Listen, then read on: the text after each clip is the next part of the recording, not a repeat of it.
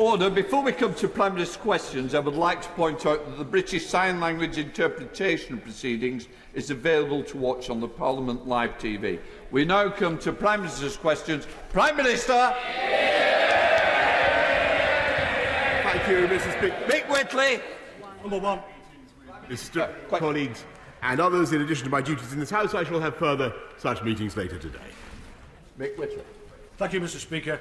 In the run-up to the last election, the Prime Minister said that it's wrong that hundreds of thousands of people are forced to rely on food banks to survive. But research released by the Trussell Trust today showed that 1 in 6 people fear that they will almost certainly have to use a food bank in just 4 weeks' time as a result of the government's decision to ask the £20 uplift to universal credit. That's over 500 families and 1,000 children being forced into food poverty in my constituency of Birkenhead alone. Will the Prime Minister concede that the cut to universal credit is wrong, and will he change course? Mr. Speaker, in fact, of course, I'm very grateful to everybody who helps with food banks, and they do a fantastic job. But what this government has done throughout the pandemic is to put the most protection for those who need it most across society. And I'm proud of what we've done by uplifting the living wage, and proud of the arm we put around the whole of the British people. Greg McKinley. Thank you, Mr. Speaker. Could my right honourable friend offer me an answer to the constituents I have of the future as they sit around a tepid radiator powered by an inefficient and expensive air source heating unit, worrying about the payments on the electric car that they didn't want either, while they watched the growing economies of the world going hell for leather building new gas and coal power stations, because they will be asking me why. Could the Prime Minister please commit to solutions that are technologically possible to reduce Britain's CO2, rather than uncosted commitments, which I'm sorry we'll be hearing a lot of at COP26? Well, Mr. Speaker, not only has the price of batteries fallen vertiginously, the cost of solar power has fallen vertiginously, but I'd tell my honourable friend the people of Thanet South, where they have huge opportunities. The cost of wind power in this country has fallen 70% just in the last 10 years. And what I think the people of Thanet want to see, and I'm sure he exemplifies it, is a spirit of Promethean technological optimism, Mr. Speaker. Come to the Leader of the Opposition, Right Honourable Keir Starmer. Thank you, Mr. Speaker. I want to ask the Prime Minister about the promise he made to the British people to guarantee that no one needing care has to sell their home to pay for it. Does that guarantee still stand? Mr. Speaker, what this plan for health and social care does is deal after decades with the catastrophic costs faced by millions of people, the risks that they face up and down the country, that they could face the loss of their home, their possessions, their ability to pass on anything to their children. This is the government that is not only dealing with that problem, but understands that in order to deal with the problems of the NHS backlogs, you also have to fix social care. We're taking the tough decisions, Mr. Speaker, that the country wants to see. We're putting another £36 billion in, and what I'd like to know from the Leader of the Labour Party, Mr. Speaker, is what is he going to do tonight? The silence from Mission Control in his... Can I just say, if you don't want to hear the Prime Minister, I certainly do, and I can't hear him. It's not acceptable. Prime Minister, have you finished? Leader of the Opposition, whether he's going to vote for our measures tonight, Mr. Speaker. I know the House has been away, but it's still Prime Minister's questions. Keir Starmer. Thank you, Mr. Speaker. I noticed the Prime Minister didn't stand by his guarantee that no one will need to sell their house to pay for care. Let me explain why he didn't. Under the Prime Minister's plan, someone with £186,000, if you include the value of their home, that's not untypical across the country in all of your constituents, facing large costs because they have to go into care, will have to pay £86,000 under his plan, and that's before living costs. Where does the Prime Minister think that they're going to get that £86,000 without selling their home?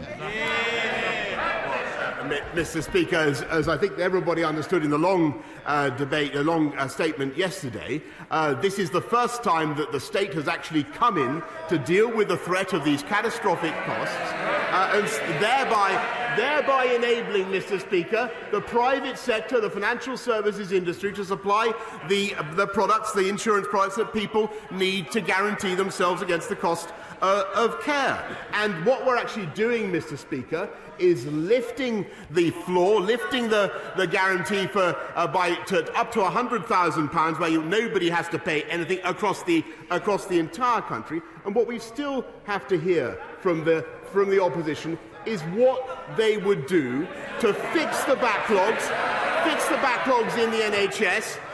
And fix social care after decades of inertia and inactivity. What would he do? Keir Starmer. His plan is to impose an unfair tax on working people. My plan is to ensure that those with the broadest shoulders pay their fair share. That is the difference. That is the... Order.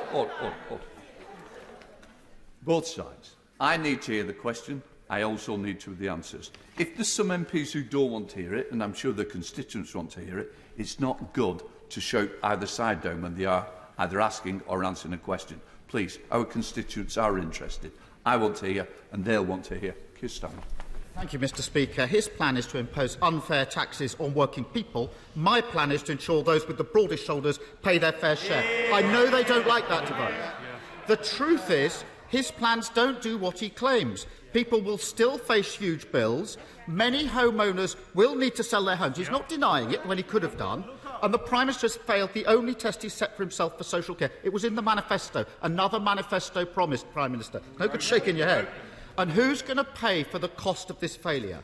Working people. Under his plan, a landlord renting out dozens of properties won't pay a penny more, but their tenants in work will face tax rises of hundreds of pounds a year. A care worker earning the minimum wage doesn't get a pay rise under this plan, but does get a tax rise. In what world is that fair? Mr. Speaker, actually the Institute for Fiscal Studies has confirmed that this is a broad-based and progressive measure.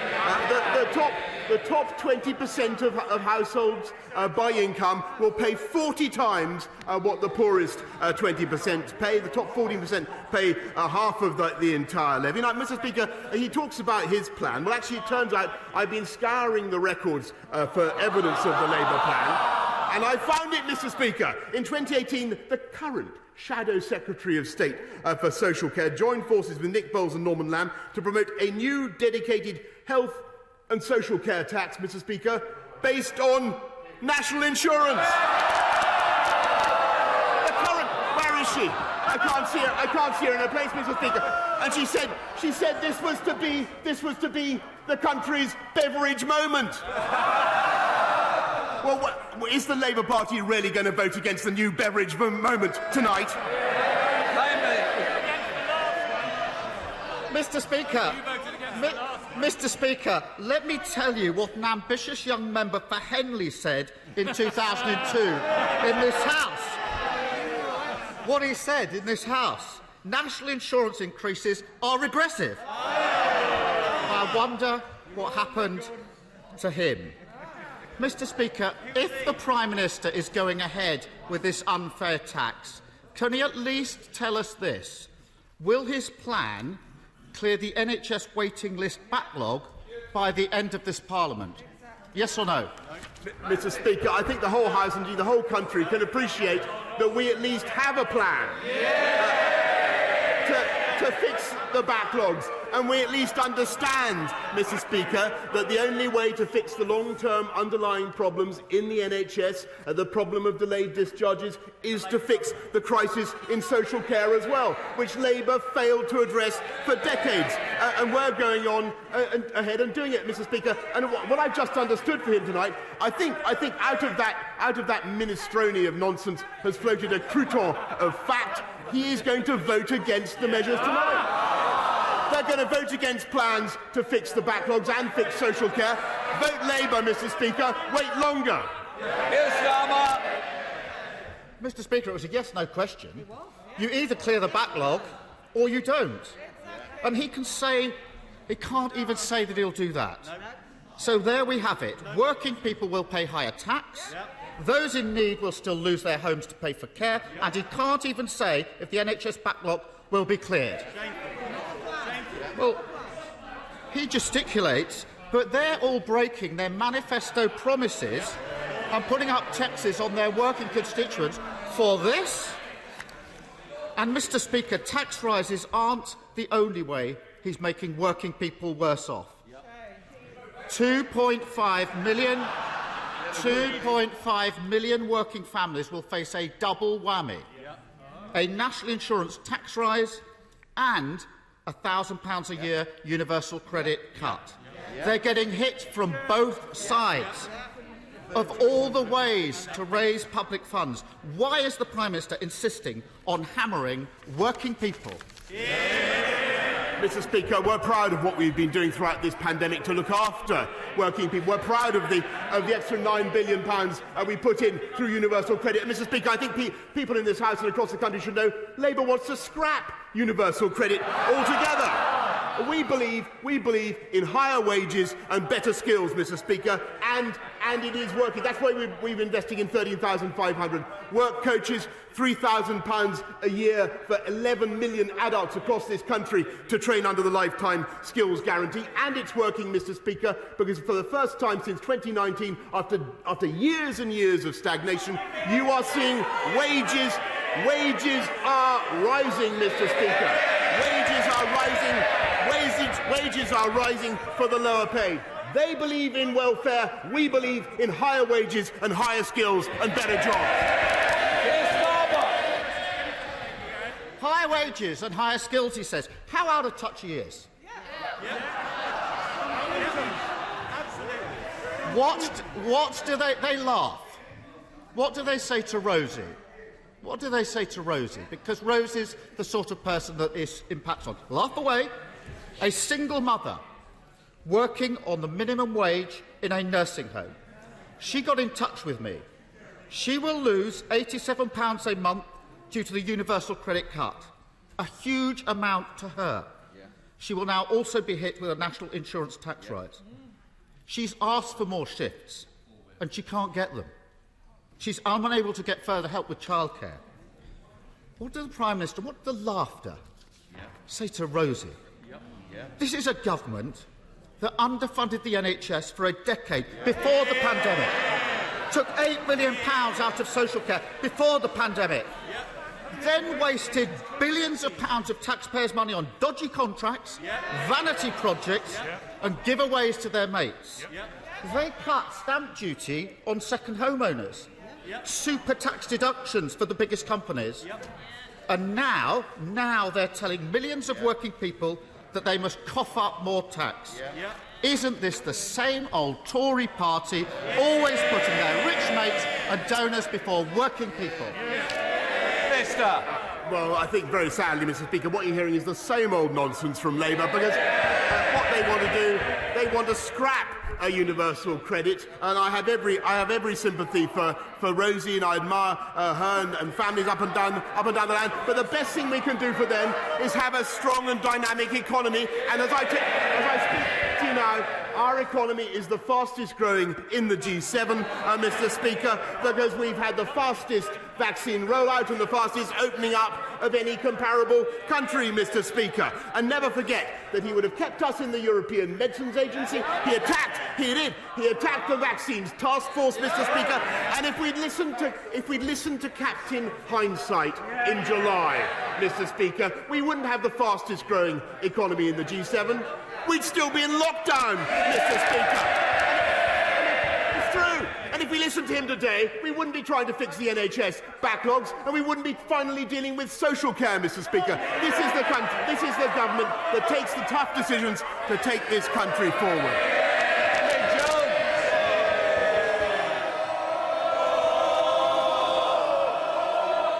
You've got a little